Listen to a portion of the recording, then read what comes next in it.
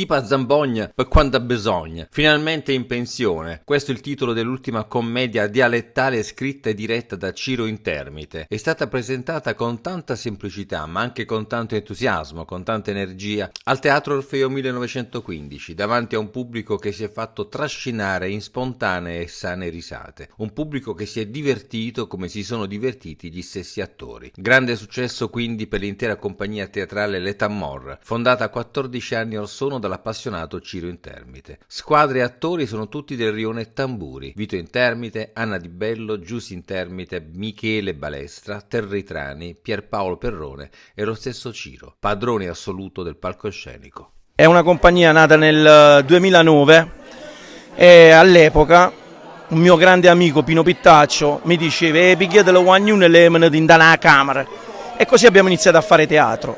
Ed è bello portare persone che magari al teatro non ci sono mai stati e invece riescono a venire, riescono a divertirsi con noi.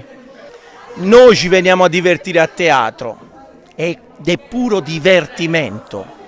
L'attore, chi che sapano fare l'attore che lo fanno per mestiere, li facciamo fare agli altri. Noi vogliamo divertirci e far divertire la gente. Allora, sono stato molto contento che il pubblico si sia divertito.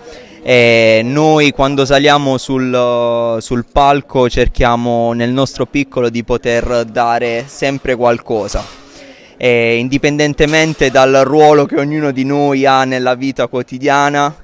Io sono una persona seria, anche se stasera non si direbbe. Bellissimo. E spero che come ci siamo divertiti noi si siano divertiti anche queste 800 persone che sono venute a vederci.